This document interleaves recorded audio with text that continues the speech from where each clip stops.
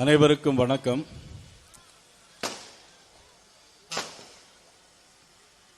திண்டுக்கல் மாவட்டம் என்று சொன்னால் தமிழ்நாட்டிலே அதற்கென ஒரு தனி சிறப்பு உண்டு. இங்கேதான்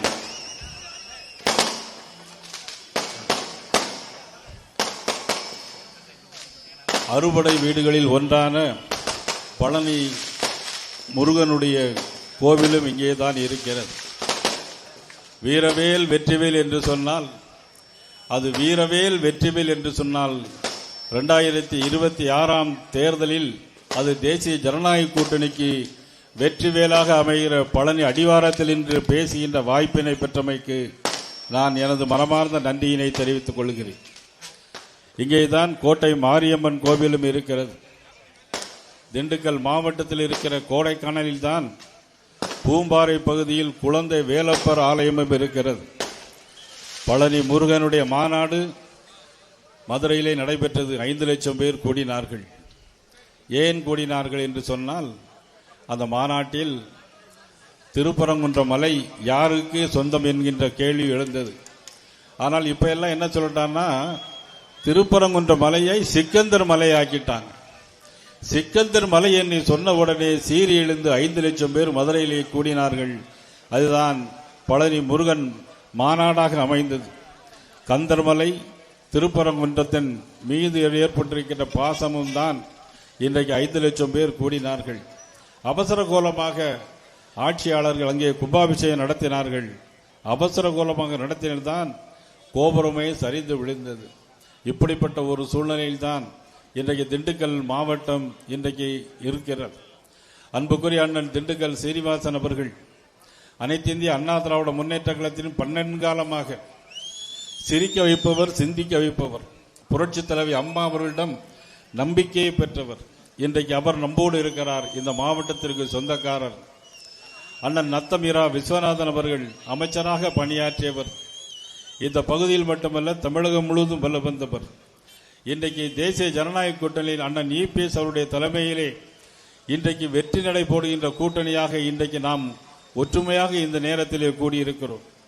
அதே போலதான் நிலைக்கோட்டை சட்டமன்ற உறுப்பினர் அன்புக்குரிய சகோதரி தேன்மொழி அவர்கள், நமது கட்சியினுடைய மாநில பொதுச் செயலாளர் பேராசிரியர் சீனிவாசன் அவர்கள், கருப்பு முருகானந்தம் அவர்கள், கதலி நரசிங்க பெருமாள் அவர்கள், முன்னாள் மாவட்ட தலைவர் தனபாலன் அவர்கள், முன்னாள் வாரிய தலைவர் மருதராஜ் அவர்கள், ஃபார்வர்ட் பிளாக் கட்சியினுடைய தம்பி தலைவர், நமக்கெல்லாம் தம்பி, வீர முழக்கம் முடிகிற திருமாறன் அவர்கள் நம்மோடு இருக்கிறார்கள்.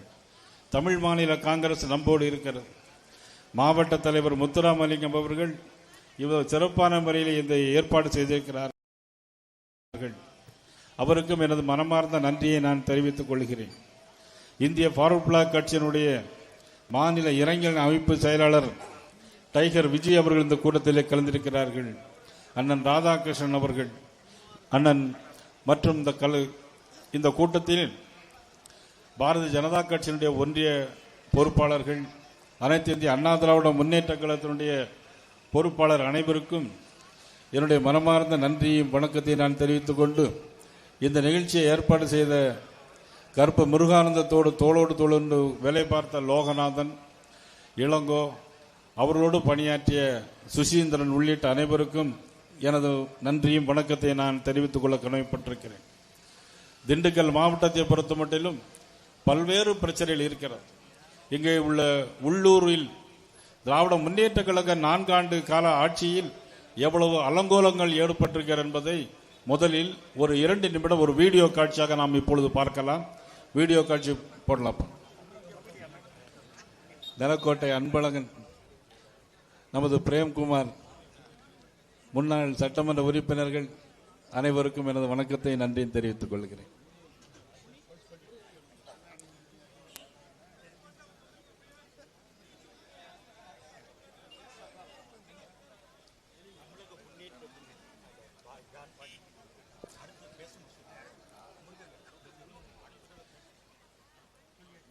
தமிழக முன்னேற்ற முன்னணி கழகத்தினுடைய தலைவர் மாவட்ட பொறுப்பாளர் முருகவேல் அவர்களுக்கும் எனது நன்றியை தெரிவித்துக் கொள்கிறேன். வீடியோ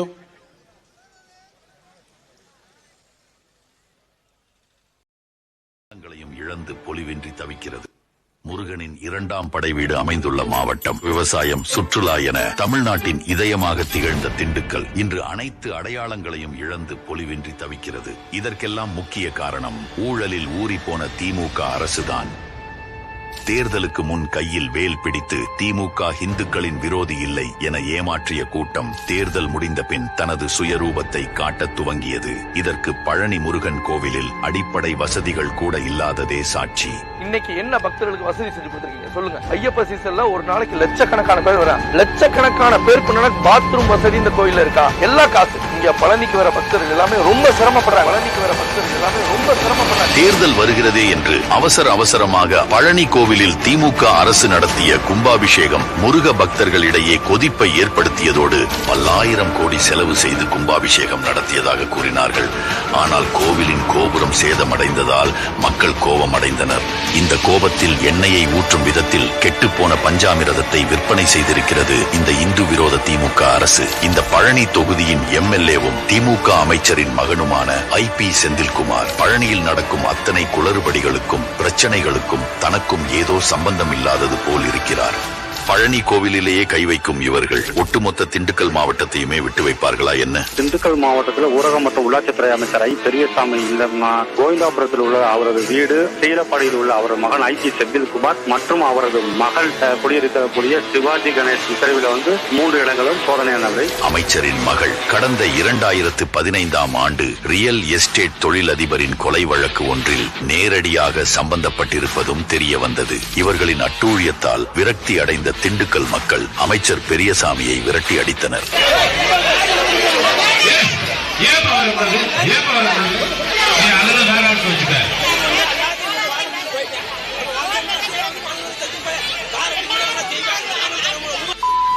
ஒட்டஞ்சத்திரத்தை சேர்ந்த உணவுத்துறை அமைச்சரின் கீழ் இந்த துறையே நாசமாகி இருக்கிறது. பொங்கல் பரிசு தொகுப்பில் உருகிய வெள்ளம் செத்துப்போன பள்ளியோடு கொடுத்ததை மக்கள் என்றும் மறக்க மாட்டார்கள். திண்டுக்கல் மாவட்டத்தில் 2 அமைச்சர்கள் இருந்தும் இந்த மாவட்டம் எந்த வளர்ச்சி திட்டங்களையும் பெறவில்லை. திமுக எங்கெல்லாம் கால் பதிக்கிறதோ அங்கெல்லாம் சர்வநாசம் நிச்சயம். 2023 மார்ச் மாதத்தில் கொடைக்கானல் நகராட்சியின் குப்பை மேட்டில் ஏற்பட்ட பெரிய தீ விபத்து அப்பகுதியில் மிகப்பெரிய பாதிப்பை ஏற்படுத்தியது. தவறான குப்பை மேலாண்மையால் காடு, விலங்குகள், மக்களின் ஆரோக்கியம் ஆகியவை பாதிப்புக்குள்ளாகியது. திண்டுக்கல்லில் வாக்குறுதி என்ற பெயரில் திமுக அள்ளி எறிந்த வெற்று வாய் சவால்கள் பின்வருகிறது. தோல் தொழிற்பூங்கா இன்னும் வரவில்லை. சிடிபி கழிவு சுத்திகரிப்பு நிலையங்கள் அமைப்பு நிறைவேறவில்லை. சிறப்பு மின் இணைப்புகள் அமைக்க நடவடிக்கை எடுக்கப்படவில்லை. தோட்டக்கலை ஆராய்ச்சி மையம் தொடங்கப்படவில்லை. பல்நோக்கு மருத்துவமனை திட்டம் என்ன ஆனது என்றே தெரியவில்லை. திண்டுக்கல் மாவட்டம் உட்பட தமிழகமே சீரழிந்து சின்னாபின்னமாகி கிடக்க இன்னைக்கு நாங்க எப்படி வாழவா சாவா ஊரை விட்டு ஓடலாமாங்கிற நிலைமையில இந்த அரசாங்கம் கொண்டு வந்து எங்க நிர்கதியா நடுத்தருவில் நிக்க வச்சிருச்சுங்க. ரொம்ப கஷ்டங்க, ரொம்ப கஷ்டம். முதல்வரோ சினிமா பார்த்து விமர்சனம் செய்து கொண்டிருக்கிறார். இப்படிப்பட்ட முதல்வர் நமக்கு தேவையா மக்களே? இந்த தீய சக்தி திமுகவை வீழ்த்தி தேசிய ஜனநாயக கூட்டணிக்கு ஆதரவளிப்போம்.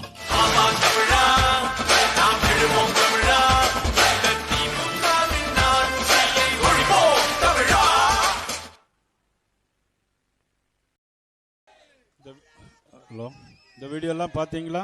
வீடியோலாம் பார்த்துட்டீங்களா? இந்த வத்தலக்குண்டு பகுதி, அதாவது வத்தலக்குண்டுன்னு இப்போ சொல்கிறோம். ஒரு காலத்தில் வெத்தலையெல்லாம் நிறைய விளைஞ்சதுனால வெத்தலைக்குண்டு தான் இப்போ வத்தலக்குண்டாக மாறி இருக்கு. எப்படி வத்தலக்குண்டாக மாறிச்சுன்னா, ஒரு காலத்தில் கொடைக்கானல், இங்கேருந்து போகிற கொடைக்கானல் எவ்வளோ அழகாக இருந்துச்சு. ஆனால் இப்போ பழைய கொடைக்கானல் இல்லை, இப்போ அதுவும் மாறி போச்சு. அங்கே போகக்கூடிய ரோடு சரியில்லை. அங்கே பார்த்தீங்கன்னா லேக்கில் பார்த்தீங்கன்னா எல்லாமே குப்பை கூலங்களாக இருக்குது. ஆனால் இந்த ஆட்சிக்கு வரும்போது தேர்தல் அறிக்கையில் நிறைய விஷயங்களை சொன்னாங்க. கொடைக்கானலில் மருத்துவசே இல்லை, அங்கே பல்நோக்கு மருத்துவமனை கட்டுறேன்னு சொன்னாங்க. ஆனால் இது வரைக்கும் செஞ்சாங்களா? இது வரைக்கும் அந்த செய்யலை. ஆனால் கொடைக்கானல் போடுறதுக்கு பாஸுங்கிற ஒன்று போட்டு யாருமே கொடைக்கானலுக்கு போக முடியாத அளவுக்கு ஒரு பாடுபடுத்திட்டாங்க. ஆனால் முதலமைச்சர் மட்டும் தேர்தல் முடிஞ்சோடனே குடும்பத்தோடு போய் அங்கே போய் உட்கார்ந்து இருக்கிறாங்க.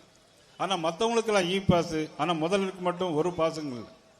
ஆனால் அவ்வளவு தூரம் அங்கே கொடைக்கானல் உள்ள சுற்றுச்சூழல் மிகவும் பாதிக்கப்பட்டிருக்கு. ஒரு மோசமான ஒரு சூழ்நிலை இருக்கு. பல கிராமங்களில் பஸ் வசதி இல்லை, குடிநீர் வசதி இல்லை. ஆக எல்லாமே இல்லாமல் ஒரு சூழ்நிலை மிகவும் மோசமான இருக்கு. ஆனா அதுக்கு முன்னாடி அண்ணன் இபிஎஸ் அவர்கள் முதலமைச்சராக இருந்தார், அண்ணன் அண்ணன் சீனிவாசன் அமைச்சராக இருந்தாங்க, அண்ணன் விஸ்வநாதன் அவர்கள் அமைச்சராக. அப்ப பார்த்தோம் திண்டுக்கல்ல இருந்து எல்லா இடங்களையும் பார்த்தீங்கன்னா எல்லாம் அதிமுக ஆட்சி காலத்தில் கட்டப்பட்ட கட்டிடங்களை தவிர இப்பொழுது இந்த 4.5 வருஷத்துல எந்த குடிநீர் வசதிகளும் எந்த திட்டங்களும் இதுவரைக்கும் இல்லை. ஆனா எம்எல்ஏக்கள் என்ன செய்யறாங்கன்னா எல்லாரும் கோபாலபுரத்தில் துதிப்பாட்டக்கூடிய எம்எல்ஏக்களா இருக்கிறாங்க. துணை முதலமைச்சர் உதயநிதி ஸ்டாலின் அவர்கள் இதே ஊருக்கு வர்றாங்க. 74 வயசு எம்எல்ஏ காலில் விழுந்து கும்பிடுறாங்க. இதுதான் இன்னைக்கு திராவிட முன்னேற்ற கழகத்தினுடைய ஒரு ஆட்சியாக இருக்கிறது. ஆனால் இன்னைக்கு இந்த ஆட்சி யாருக்காக நடைபெறுகிறது? அம்மா புரட்சித் தலைவர் அம்மா அவர்கள் இருக்கும்போது சொன்னாங்க, ஒரு குடும்பம் வாழ்வதா தனி மனிதன் சாவதா அப்படின்னு அம்மா அவர்கள் ஒரு பாராளுமன்ற தேர்தல் ஒரு பாட்டையே பாடினாங்க. புரட்சித் தலைவர் எம்ஜிஆர் ஒரு படத்தில் பாடின மாதிரி மக்கள் நலம் என்றே சொல்லுவார், தம் மக்கள் நலம் ஒன்றேதான் மனதில் கொள்ளுவார் என்று புரட்சித் தலைவர் எம்ஜிஆருடைய பாடலுக்கு அந்த பாடலுக்கு பொருத்தமாக தான் இன்னைக்கு திமுக ஆட்சியே இருந்திருக்கிறது. மின்கட்டண உயர்வு மட்டுமல்ல, 2 மாசத்துக்கு ஒரு தடவை மின் கட்டணத்தை எடுக்கிறது, ஒரே மாசத்துல நாங்க பில் போடுவோம்னு சொன்னாங்க. இதுவரைக்கும் செஞ்சாங்களா? இதுவரைக்கும் செய்யல. சொத்து வரியை 200 மடங்கு கூட்டி இருக்கிறாங்க. பால் விலை அதை விட அதிகமாக கூட்டி இருக்கிறாங்க. பள்ளிக்கூடத்தில் பிள்ளைகளை சேர்க்க முடியல, ஏழை பாளைகளுக்கு பள்ளிக்கூடத்தில் பிள்ளைகளை சேர்க்க முடியல. ஆனா இன்னைக்கு கேரளா மாநிலத்தில் கம்யூனிஸ்ட் கட்சி என்ன பண்றாங்கன்னா பிஎம்ஸ்ரீ திட்டத்தில் இன்னைக்கு அவங்க கையெழுத்து போட்டிருக்கிறாங்க. ஆனா இன்னைக்கு நம்மளுடைய முதலமைச்சர் பிஎம்ஸ்ரீ திட்டத்தில் கையெழுத்து போட மாட்டேங்கிறாங்க. அந்த பிஎம்ஸ்ரீ திட்டம் எப்படின்னா பள்ளிக்கூடங்கள்ல எல்லாத்துக்கும் லேப்டாப் மாதிரி எல்லாமே கம்ப்யூட்டரைஸ், எல்லாமே நவீன முறையில் பாடம் சொல்லிக் கொடுப்பாங்க, ஃபீஸ் கிடையாது. ஆனா இன்னைக்கு யாரும் படிக்கக்கூடாது அப்படிங்கிறதுக்காக நம்முடைய முதலமைச்சர் பிஎம்ஸ்ரீ திட்டத்தில் கையெழுத்து போட மறுக்கிறார். கேந்திர வித்யாலயா ஸ்கூலுக்கு வரல. ஆனா ஏழைகள் இன்னைக்கு அரசாங்க பள்ளிக்கூடத்தில் போய் படிக்க முடியல. அரசாங்க பள்ளிக்கூடத்தெல்லாம் க்ளோஸ் பண்ணிட்டு இருக்கிறாங்க. அரசாங்க பள்ளிக்கூடத்தில் க்ளோஸ் பண்றது மட்டுமல்ல, அரசாங்க பள்ளிக்கூடத்திலேயே லீவ் விட்டுட்டு இவங்க அங்கிருந்து உள்ளூர் அமைச்சருடைய திட்டங்களை இன்னைக்கு தீட்டிட்டு இருக்கிறாங்க. இதே மாதிரி தான் இன்னைக்கு நிறைய இன்னைக்கு நம்ம திண்டுக்கல் மாவட்டத்தில் ரெட்டியார் சத்திரத்தில் ஒரு கலைக்கல்லூரி கொண்டு வருவோம்னு சொன்னாங்க. 4.5 வருஷம் ஆச்சு. இதுவரைக்கும் எந்த ஒரு கலைக்கல்லூரி கொண்டு வரல. இதுவரைக்கும் எந்த ஒரு திட்டங்களும் இன்னைக்கு இதுவரைக்கும் தரல. ஆனால் இன்னைக்கு நல்லாட்சின்னு சொல்றாங்க. எங்க நல்லாட்சி நடக்கிறது? எல்லாமே ஊழல் மிகுந்த ஆட்சியா தான் நடக்குது. 3 முறை முதலமைச்சர் குஜராத் மாநிலத்தில் மாண்புமிகு பாரத பிரதமர் அவர்கள் இன்றைக்கு 3வது பிரதமர். இன்னைக்கு பிரைம் மினிஸ்டர் 3வது முறையாக இந்திய நாட்டுடைய பிரைம் மினிஸ்டர் அண்ணன் சீனிவாசன் அவர்கள் சொன்னார்கள், உலகம் முழுதும் போனாலும் சரி, எங்கு போனாலும் சரி, ஒரு காலத்தில் நம்ம எல்லாம் வெளிநாட்டு போனோம்னா நம்ம பாஸ்போர்ட்டை காணிச்சாலே என்ன சொல்லுவாங்க தெரியுமா? ஓ இந்தியாவா அப்படின்னு கேட்பாங்க, ஏளனமா கேட்பாங்க. இப்ப வெளிநாடு போகும்போது நம்ம பாஸ்போர்ட்டை காட்டினா ஓ மோடியா அப்படின்னு கேட்கலாம். முதல்ல இந்தியாவா ஏளனமா பேசுறவன் இன்னைக்கு மோடியான்னு கேட்கிறான். அந்த அளவுக்கு இந்தியாவுடைய பெருமையை உலகெங்கும் பறைசாற்றிய மாபெரும் தலைவர் பாரத பிரதமர் நரேந்திர மோடி அவர்கள் தலைமையிலே தான் இன்றைக்கு அண்ணன் இபிஎஸ் அவர்களும் அண்ணா திராவிட முன்னேற்ற கழகம் 2 கட்சியும் இன்னைக்கு ஒன்று சேர்ந்திருக்கிறது. இயற்கையான கூட்டணி, இயல்பான கூட்டணி, ஒற்றுமையான கூட்டணி, வெல்கக்கூடிய கூட்டணி. இந்த கூட்டணியை பார்த்து கேட்கிறார்கள், நீங்க பாரதிய ஜனதா கட்சியோட கூட்டணி சேர்ந்துட்டீங்களா? வேற யார் உங்க கூட கூட்டணி சேர முடியும்? நீங்க வச்சிருக்க கூட்டணி கட்சி தலைவர்கள் எல்லாம் இன்னைக்கு என்ன பண்ணிட்டு இருக்கிறாங்க? மதிப்புக்குரிய திருமாவளவன் அவர்கள் கோர்ட்டுக்கு போறாரு. கோர்ட்டுக்கு போகும்போது ஒருத்தர் டிவி ஸ்வீட்ல இருந்து ஒருத்தர் இடிச்சிட்டார். இடிச்ச உடனே அவர் சொல்றாரு, எல்லாத்தையும் பிடிச்சு அடிக்கிறாங்க. பார் கவுன்சில் உள்ள போற அடிக்கிறாங்க. எது? திமுக கூட்டணி கட்சியினுடைய தலைவர்கள் உள்ள போய் அடிச்சுட்டு தலைவர் சொல்றாரு, எல்லாரும் நினைச்சு பார்த்தாங்க எங்க பையங்க தெரியாம அடிச்சிட்டான் அப்படின்னு சொல்லுவாங்க நினைச்சா, இவர் என்ன சொல்றாருன்னா, என்ன லேசா தானே 2 தட்டு தட்டினாங்க, நல்ல அடிக்கல அப்படிங்கிறார். இப்படிப்பட்ட தலைவர்களோட தான் திமுக கூட்டணி கட்சி வச்சிருக்கு. இவ்வளவு மோசமான முறையில் அந்த ஆட்சி போயிட்டு இருக்கு. சட்டம் ஒழுங்கு சந்திச்சிருக்கு. பள்ளிக்கூடத்துக்கு முன்னாலே கஞ்சா விற்கிறாங்க. கஞ்சா, பெத்தமட்டின் போன்ற நவீன பொருட்களை எல்லாம் வச்சு விற்கிறாங்க, போதைப் பொருட்கள். இவ்வளவு மோசமான ஒரு ஆட்சி. இந்த ஆட்சி இன்னொரு வீடியோல பாருங்க, பார்க்கலாம். அந்த ஆட்சியில இந்த ஆட்சியோட நிலைமையை இன்னொரு வீடியோல பாருங்க.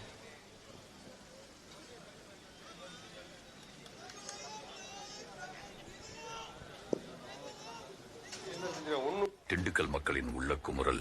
ஆட்சியில் என்ன செஞ்சிருக்காங்க? இதுவரை என்ன செஞ்சிருக்காங்க? ஒண்ணு கூட செய்ய கிடையாது. விளம்பர ஆட்சி தான். உண்மையிலே பேருக்கு தான் ஆட்சி இதெல்லாம். ஃபர்ஸ்ட் மதுவிலக்கு கனிமொழி அம்மா சொன்னாங்க, வந்தோடனே தூக்கிடுவோம். ஒயின் ஷாப்பை மூடுறோம்னு தான் அவங்க ஓட்டு கேட்டு வந்தாங்க. ஆனா இப்ப இருக்க அதிகமாத்த ஆகிட்டு இருக்கு. காலேஜ் பிள்ளைகள்லாம் ரொம்ப மாத்திரை, போத ஊசி, கஞ்சா கிடைக்குது, போத பொருள் கிடைக்குது, எல்லாமே எல்லா பக்கம் நடைமுறையில இருக்குது. பெண்களை காப்பாத்துறோம் அப்படிங்கிறாங்க. ஆனா பெண்களை தாலி இருக்கிறது தான் திமுகவோட ஒரு வேலையாவே இருக்கு. இந்த ஓட்டை போடுங்க, அந்த ஓட்டை போடுங்க, நான் ஜெயிச்சேன்னு இந்த ரோட்டை போட்டு கொடுத்துறேன், கால்வாய கட்டுறேன் அப்படிங்கிறாங்க. அதையும் போட மாட்டாங்க. ஃபர்ஸ்ட் ஃப்ரீ பஸ்ங்கிறாங்க, சாப்பிட கூட நிப்பாட மாட்டேங்கிறாங்க. அது பொன்மொழி அமைச்சர் சொல்றாரு, ஓசி பஸ் சொல்றாரு. பொம்பளை கண்டாவே அவங்களுக்கு எப்படி இருக்குன்னு தெரியாது. அதுக்கு ஃப்ரீ டிக்கெட்டே விடாம இருந்திருக்கலாம். ரொம்ப ரொம்ப மோசம் இந்த ஆட்சியில. இலவசமே எதுவுமே வேணாம், விலை குறிச்சு மக்களுக்கு நல்லது பண்ணாலே போதும். ஒண்ணுக்கு இருக்கிறதுக்கு ஒரு இடம் கிடையாது. கிட்டத்தட்ட 70 கடை 80 கடை இன்னைக்கு ஓடிக்கிட்டு இருக்கு. ஆனா இத்தனை கடைக்கு ஒரு கக்கூசி எங்கனையாவது இருக்கா? ஒரு ஆத்த வருஷத்துக்கு நாங்களாம் எங்க போகட்டும்? பிசினஸ் பண்றாங்க மைண்ட் தாட்ல வர்றவங்க கூட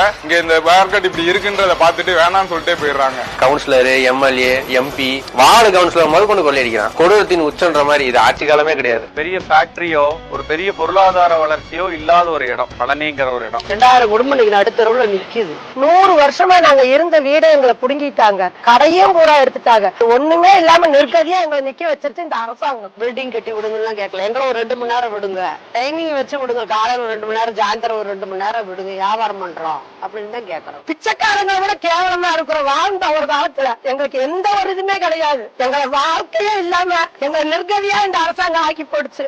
என்னதான் நாங்க செய்யறதுன்னு தெரியல. சாவா வாழ்வான்னு வாழ்ந்துகிட்டு இருக்கிற, செத்துத்தான் போவோம். எங்களுக்கு வேற வழி கிடையாதுங்க. அந்த நிலைமையில நாங்க உட்கார்ந்து இருக்கிறோம். இப்ப இது வரைக்கும் திமுகவுக்கு ஓட்டு போட்டு இன்னைக்கு வரைக்கும் ஸ்டாலினுக்கு ஓட்டு போட்டு என்னதான் செஞ்சிருக்கீங்க சொல்லுங்க பாப்போம். ரொம்ப கஷ்டங்க, ரொம்ப கஷ்டம். ரொம்ப கஷ்டப்படுத்திட்டாங்க இந்த அரசாங்கம். எங்களை ரொம்ப கஷ்டப்படுத்திடுது. 5 வயசுல இருந்து ஒரு உணர்வா இருந்தோம். திமுக என்ன எங்களுக்கு ரொம்ப பிடிக்கும். அண்ணான்னு அப்பான்னு எங்களை இவ்வளவு தூரம் கொண்டு வந்து விடுவாங்கன்னு எங்களுக்கு தெரியல. எதுவுமே நல்லது நடக்கலைங்க எங்களுக்கு. எல்லாமே எங்களை இது பண்ணி போட்டாங்க எல்லாரும் சேர்ந்து.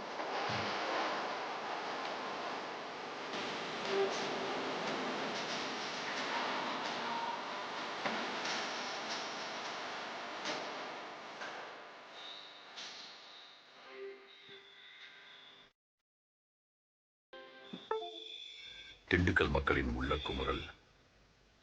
திண்டுக்கல் மக்களுடைய உள்ள குமுறல் எல்லாம் இப்ப பாத்தீங்க. திராவிட முன்னேற்ற கழக அரசு 2021ஆம் ஆண்டு ஆட்சிக்கு வருவதற்கு முன்னால ஒரு தேர்தல் அறிக்கையை சொன்னாங்க. இதே இந்த திண்டுக்கல் மாவட்டத்திற்கு ஒரு தேர்தல் அறிக்கை. அண்ணன் விஸ்வநாதன் அவர்களும் அண்ணன் சீனிவாசன் அவர்களும் இருக்கிறார்கள். அவர்களெல்லாம் நீங்க வெற்றி பெற வைத்தீர்கள். நிலக்கோட்டை தேன்மொழியும் வெற்றி பெற வைத்தீர்கள். ஆனால் வருகிற தேர்தலில் அனைத்து மாவட்டங்களில் மட்டுமல்ல, அனைத்து சட்டமன்றங்களிலும் தேசிய ஜனநாயக கூட்டணி நிச்சயமாக வெல்லும். நிச்சயமாக ஆட்சி மாற்றம் ஏற்படும். அண்ணன் இபிஎஸ் அவர்கள் முதலமைச்சராக நிச்சயமாக வருவார்கள் என்பதை நேரத்தில் தெரிவித்துக் கொண்டு, திண்டுக்கல் மாவட்டத்தில் தேர்தல் அறிக்கை என்னென்னலாம் சொன்னார்கள் என்பதை நான் படிக்கிறேன். திண்டுக்கல் மாவட்டம் ஒட்டன்சத்திரம், ஆத்தூர், நத்தம், நிலைக்கோட்டை, தொப்பம்பட்டி ஆகிய இடங்களில் அரசு கலை அறிவியல் கல்லூரி தொடங்கப்படும். தொடங்கினார்களா? லட்சுமணப்பட்டியில் குடகனாற்றின் குறுக்கே அணை கட்டி வேடசந்தூர் பகுதியில் நீர்ப்பாசன வசதிகளை பெருக்க நடவடிக்கைகள் எடுக்கப்படும். எடுத்தார்களா? குடகனாற்றின் குறுக்கே ஓர் அணை கட்டி வேடசந்தூர், வடமதுரை, குஜிலியம்பாறை ஆகிய ஊர்களில் நீர்ப்பாசன வசதியை பெருக்க நடவடிக்கை எடுக்கப்படும். என்ன எடுத்தாங்களே? எடுக்கல. பழனி தொகுதியில் பச்சையாற்றில் ஒரு அணை கட்டி பழனி மற்றும் தொப்பம்பட்டி ஒன்றியங்களில் நீர்ப்பாசன வசதிகளை பெருக்க நடவடிக்கை எடுக்கப்படும். எங்க அணை கட்டியிருக்காங்களா? இதுவரைக்கும் அணை கட்டல். குண்டாறு கூட்டு குடிநீர் திட்டம் கொடைக்கானலுக்கு விரிவுபடுத்த முயற்சிகள் மேற்கொள்ளப்படும். குண்டாறு கூட்டு குடிநீர் திட்டம் கொடைக்கானலுக்கு வந்திருக்கிறதா? இதுவரைக்கும் வரல. சின்னாளப்பட்டியில் ஒரு ஜவுளி பூங்காவும் சாயக்கழிவு நீர் சுத்திகரிப்பு நிலையமும் அமைக்கப்படும். சின்னாளப்பட்டியில் சுத்திகரிப்பு நிலையம் அமைச்சிருக்கிறார்களா? இல்ல. காவிரி கூட்டு குடிநீர் திட்டம் ரெட்டியார் சத்திரம், ஒட்டன் சத்திரம், தொப்பம்பட்டி, வேடன் சத்தூர் ஆகிய 4 ஊர்களுக்கு விரிவுபடுத்தப்படும். இதுவரைக்கும் பண்ணியிருக்கிறார்களா? இதுவரைக்கும் 4 ஆண்டு ஆட்சியில் இதுவரைக்கும் பண்ணவில்லை. ஆனால் அவர்கள் என்ன கேட்கிறார்கள் என்று சொன்னால், பாரத பிரதமர் தமிழ்நாட்டிற்கு என்ன செய்தார்கள் என்று கேட்கிறார்கள். ஆனால் இதுவரையிலும் தமிழ்நாட்டிற்கு பாரத பிரதமர் நரேந்திர மோடி அவர்கள் 14 லட்சம் கோடி ரூபாயை தமிழ்நாட்டிற்கு தந்திருக்கிறார்கள். அதிலும் குறிப்பாக நமது திண்டுக்கல் மாவட்டத்திற்கு இன்றைக்கு அவர்கள் கொடுத்திருப்பது, நமக்கு திண்டுக்கல் பழனி பஞ்சாமிர்தத்திற்கு புவிசார் குறியீடு வாங்கி தந்திருக்கிறார்கள். பழனி பஞ்சாமிர்தத்திற்கு புவிசார் குறியீடு வாங்கி தந்திருக்கிறார்கள். அது மட்டுமல்ல, பொள்ளாச்சி டு பழனிக்கு 62 கிலோமீட்டர் ரயிலுக்கு எலக்ட்ரிக்கல் ஸ்டேஷன் பண்ணியிருக்கிறாங்க. பழனி ரயில்வே ஸ்டேஷனுக்கு 95 லட்சம் ரூபாய்க்கு மத்திய அரசு கொடுத்திருக்கிறது. பாரத பிரதமர் நரேந்திர மோடி அவர்கள் கொடுத்திருக்கிறார்கள். ஒட்டன்சத்திரம் ரயில் நிலையத்திற்கு 35 லட்சம் ரூபாய் கொடுத்திருக்கிறார்கள். திண்டுக்கல் ரயில் நிலையத்திற்கு லிப்ட் போடுவதற்கு 1.25 கோடி ரூபாய் கொடுத்திருக்கிறார். லிப்ட் போடுவதற்கு, வயதானவர்கள் ஏசி போவதற்கு லிப்ட் போடுவதற்கு 1.25 கோடி ரூபாய் கொடுத்திருக்கிறார்கள். அங்குள்ள ரூம்களுக்கு சரி பார்க்க 65 லட்சம் ரூபாய் கொடுத்திருக்கிறார்கள். இதையெல்லாம் கொடுத்தது பிரதமர் நரேந்திர மோடி அவர்கள். அது மட்டுமல்ல, தமிழ்நாட்டிற்கு இன்னைக்கு திண்டுக்கல் மாவட்டத்தில் ஒரு மருத்துவக் கல்லூரி வந்திருக்கிறது. யார் வாங்கி கொடுத்தது? அண்ணன் இபிஎஸ் அவர்கள் வாங்கி கொடுத்தார்கள். அண்ணன் எடப்பாடி அவர்கள் வாங்கி கொடுத்தார்கள். யாரிடம்? பிரதமர் நரேந்திர மோடி அவர்கள் கொடுத்தது. 11 மருத்துவக் கல்லூரிகள் தமிழ்நாடு முழுவதும். இந்த 4 ஆண்டு கால ஆட்சியில் ஏதேனும் ஒரு மருத்துவக் கல்லூரி வந்திருக்கிறதா? யார் சிறந்த முதலமைச்சர்? இதைதான் சிந்தித்து பார்க்க வேண்டும். பெரியகுளம் டு தேனி, தேனி டு குமுளி 415 கோடி ரூபாய்க்கு சாலைகள் போடப்பட்டிருக்கிறார். துவரங்குறிச்சியிலிருந்து அண்ணன் நத்தவசுநாதன் ஊர் கோபாலப்பட்டி வழியாக மதுரைக்கு மேம்பாலம் 500 கோடி ரூபாய். அண்ணனுக்கு சாட்சி. 500 கோடி ரூபாயில் பாலங்கள். இதே திண்டுக்கல் மாவட்டத்தில் துவரங்குறிச்சி டு மதுரை அந்த ரோட்டில் 500 கோடி ரூபாய்க்கு பாலம். இன்னைக்கு உண்மையிலே நான் இன்னைக்கு எல்லாம் வரும்போது ரொம்ப காலதாமதமாக வந்தேன். 6 மணிக்கு வாரேன்னு சொல்லிட்டு 7 மணிக்கு தான் வந்தோம். அதுக்கெல்லாம் உங்கள்கிட்ட மன்னிப்பு கேட்டுக்கிறேன். நமது இந்திய குடியரசு துணைத் தலைவர் வந்தாங்க. அண்ணன் சீனிவாசன் அவர்கள் பேசினார்கள். இன்னைக்கு ஒரு தமிழனை இந்திய நாட்டுடைய துணை ஜனாதிபதி ஆக்கியது நமது தமிழகத்திற்கே பெருமை என்று அண்ணன் பேசினார்கள். ஆளுநராக ஆக்கினார்கள். இந்திய நாட்டில் துணை ஜனாதிபதியாக ஆக்கியிருக்கிறார்கள். இதெல்லாம் ஒரு சாதாரண விஷயமா? நீங்கள் தயவுசெய்து அதெல்லாம் சிந்தித்து பார்க்க வேண்டும். என்னெல்லாம் சொன்னார்கள்?